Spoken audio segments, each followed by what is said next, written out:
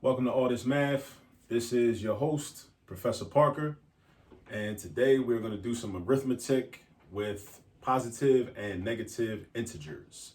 Positive and negative integers. Now, before I get into this video, I want to make sure that everybody is watching this video is already subscribed to the All This Math YouTube channel. If you're not subscribed, go ahead and hit the subscribe button. Also, you should turn on the notifications so you'll be notified when new content is released onto YouTube for your benefit. All right. So let's get started.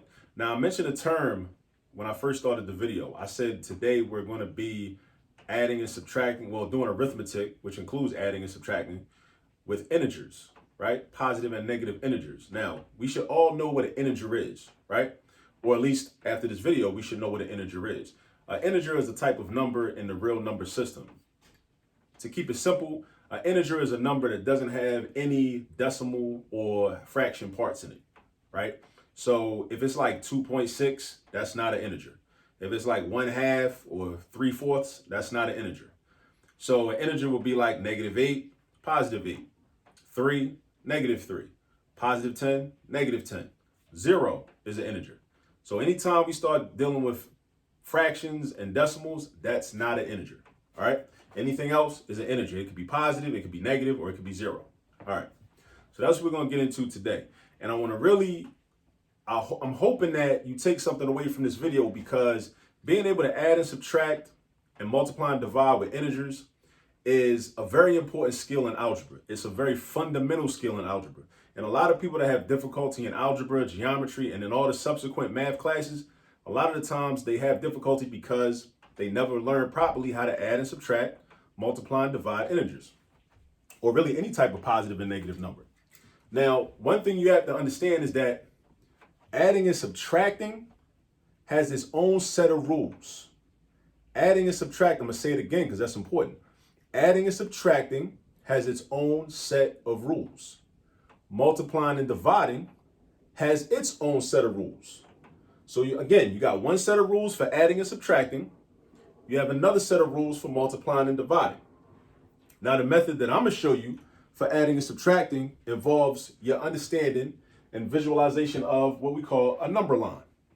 Probably in your classroom somewhere, you probably have a number line, or you've been in a classroom somewhere where you had a number line on the wall, a big, huge number line that might have went from -50 to +100 or something like that, or maybe a smaller version of a number line.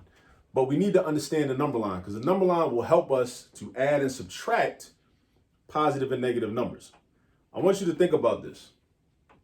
Whenever you're adding, you start with the first number in the number sentence, and you move to the right on the number line, this way.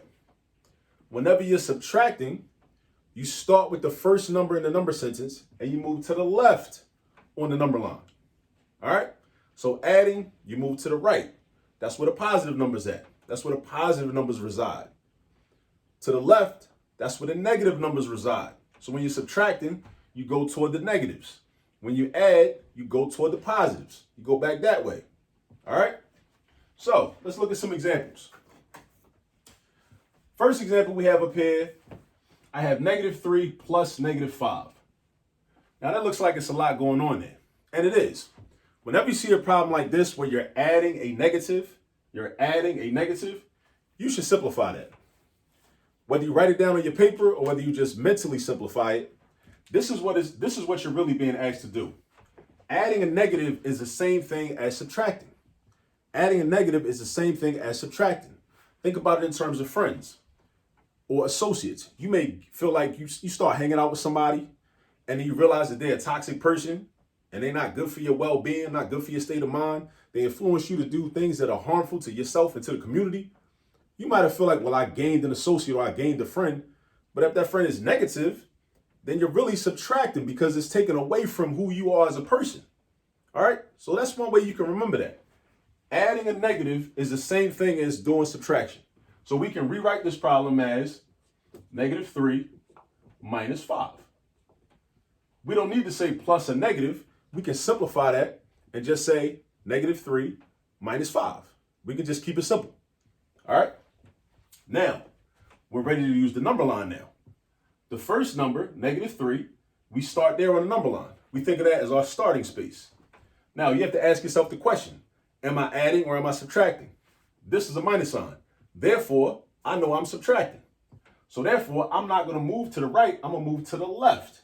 Now, this number tells me how many spaces I move to the left.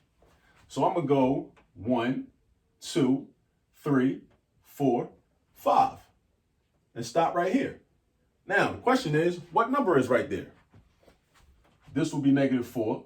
This will be -5, -6, -7, and -8. So we stopped at -8. So therefore, -3 plus -5 is equal to -3 minus 5, which is in turn equal to -8. Just like that. -8. -3 plus -5 is equal to -8. Now, another thing I want you to understand about the number line is that the negative side of the number line and the positive side of the number line are basically mirror images of each other. They're reflections of each other. Because over here, you're going to have 1, 2, 3, 4, 5, 6. Over here, you're going to have -1, -2, -3, -4, -5, -6. Right? They're mirror images of each other. And the boundary is 0. 0 is your boundary. All right? And again, when we subtract, we move to the left. Adding a negative, the same thing as regular subtraction. So, and that's why, this video is important, because you can pause this video, you can rewind it, you can go back to it later. It's going to be on YouTube. You can check it out whenever, right? In case you forget the fact that adding a negative is the same thing as subtraction. Let's look at number 2. Number 2 is another special circumstance. We see 2 minus signs in between -3 and this 4 right here. That says -3 minus -4. That right there is what we call a double negative.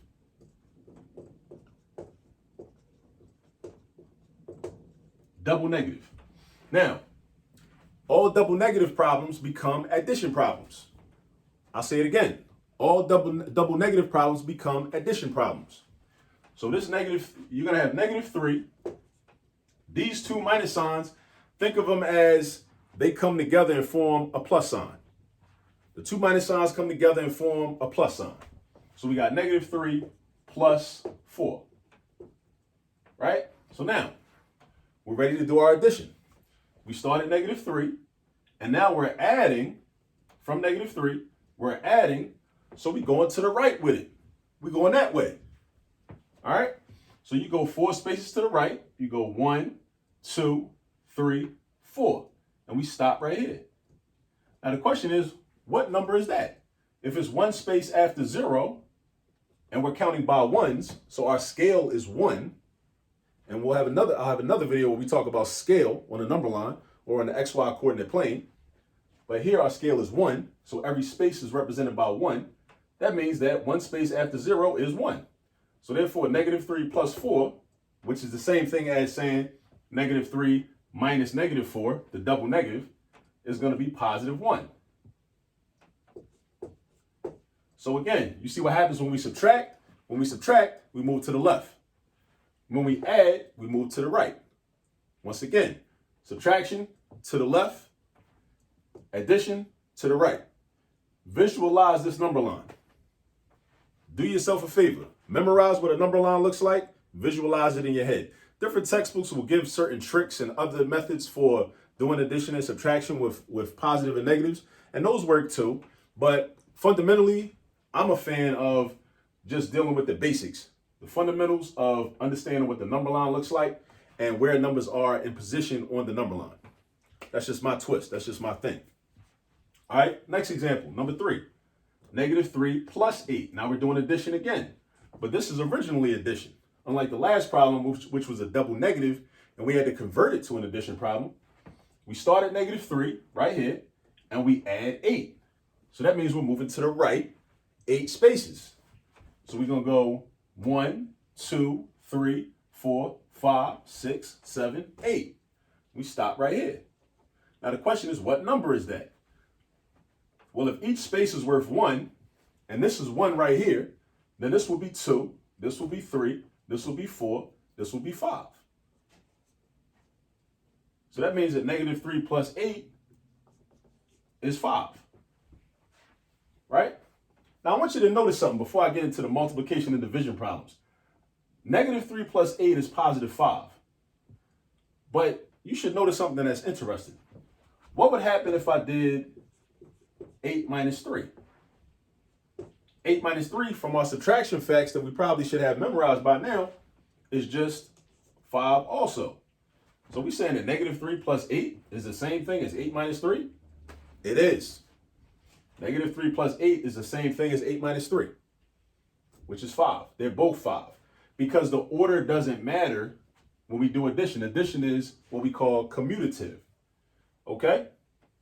And also, you might say, but this is not addition, this is subtraction. We could think of this as addition because remember this example? Adding a negative is the same thing as subtraction. We could think of this as 8 plus negative 3. So addition, addition.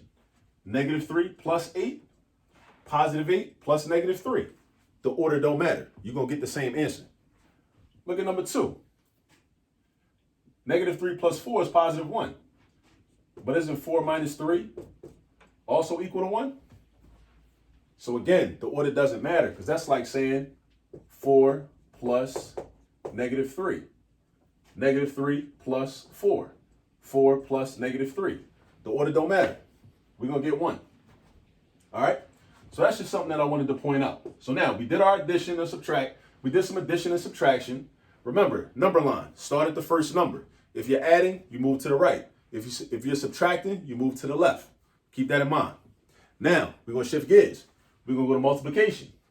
Notice I have these problems written. You don't see an X in between for multiplication because we don't have to only use the X for multiplication. And a lot of times when you get to, especially when you get to algebra, when we use the variable X, a lot of times, we're not going to use the X for multiplication anymore as a multiplication sign because you might get confused as to, well, is this the variable X or is this the multiplication sign?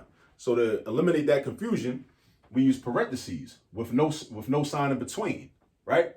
Or we use a dot that will be written halfway up between these two terms, right? Not on the floor, because on the floor it would be basically a decimal point. All right, so now let's do this. The rules for multiplication and division work like this. If the signs are the same, your answer is going to be positive. If the signs are different, your answer is going to be negative. I'm going to say that again because you should write this down in your notes. When you're doing multiplication or division, like I told you at the beginning of the video, addition and subtraction have their own rules. Multiplication and division have their own rules. In multiplication and division, if the signs are the same, the signs of the numbers that is, if they are the same, then that means that your answer will be positive. If the signs are different, your answer will be negative. Now, the way I do these problems is I look at the problem, I say, okay, I read it out loud. Negative 3 times 4. There's no symbol in between. That means multiplication. I act like I'm just doing regular 3 times 4. That's what I act like. I act like that. And I know that 3 times 4 because I know my multiplication facts, right? I know my multiplication facts, at least from 1 times 1 up to 12 times 12 and beyond. And you should too. All right. So 3 times 4 is 12, but my signs are different. This is negative, this is positive. So that means that it's not a positive 12, but a negative 12. That's the answer to that. All right. Down here, we got multiplication again, except now my signs are the same. 2 negatives, right? In math, 2 wrongs make a right. In math, with multiplication or division, 2 negatives result in a positive. 2 negatives result in a positive. When I learned this many years ago, I remembered it by reminding myself that, okay, in math, multiplication and division, 2 wrongs make a right, right? So here, we end up with positive 12. Boom, because that's a negative and that's a negative. All right? Now, down here, division. Negative 8 divided by 4. Again, I treat it like 8 divided by 4. And I know that 8 divided by 4 because I know my division facts, because I also know my multiplication facts. And my division facts are just the opposite of the multiplication facts. 8 divided by 4 is 2. But it's a negative divided by a positive. So really the answer is negative 2. Then down here, I got negative 8 divided by negative 4. That's a negative divided by a negative. The signs are the same. So again, similar to this problem, number 5 up here, 8 divided by 4 is 2. And then the signs are the same. So, boom, that's the answer, positive 2. So when you're doing multiplication and division, it's basically two questions you got to ask yourself. If these were both positive numbers, what would the answer be? And then you got to ask yourself, well, what are the signs? Are the signs the same or are the signs different? If the signs are the same, your answer is going to be positive, whether it's a product or a quotient. If the signs are the same, your answer is going to be positive. If the signs are different, your answer is going to be negative. All right? So these are just some of the fundamental rules of doing arithmetic with positive and negative integers. All right? Now, also with addition and subtraction, remember, visualize the number line. Do yourself a favor. Visualize the number line. If you can't visualize it yet, that's fine. Don't feel bad. Don't worry about it. Just draw it on your paper. Just draw one in your notebook. Matter of fact, draw one every time you got to do a problem. It don't take long to draw a number line. It don't got to be perfect. You don't got to take your rule out or nothing like that. You don't got to be an artist to draw a number line. Just draw your little horizontal line, put some spaces in it, put some little tick marks in it, and write the numbers in. Identify your 0, and then put your numbers, count by ones. 1, 2, 3, 4, 5, -1, -2, -3, -4, -5, and so on, right? If you're adding, you move to the right. If you're subtracting, you move to the left. Remember, adding a negative is the same thing as regular subtraction. A double negative, right? And when I say double negative, I'm talking about the negative signs in between the numbers. This negative sign out here does not count. This, I repeat, this negative sign out here in front of the 3 does not count. When we say double negative, we're talking about two negative signs in between the numbers. In between the numbers. These two negative signs. That constitutes a double negative. All right? And again, when you're adding, you move to the right. You start on the number line at the first number in the number sentence, and you move to the right when you add, you move to the left when you subtract. All right. So I hope you learned something. And again, if you didn't, and you didn't hear my message in the beginning of the video, if you have not subscribed to the All This Math YouTube channel, please subscribe. Please go ahead and hit the subscribe button. Please hit the notifications button. And also, if you feel like you gained something of value from this video, please hit the like button as well. All right. And as usual, as I always say, please do remember that there's all this math all around you. Peace.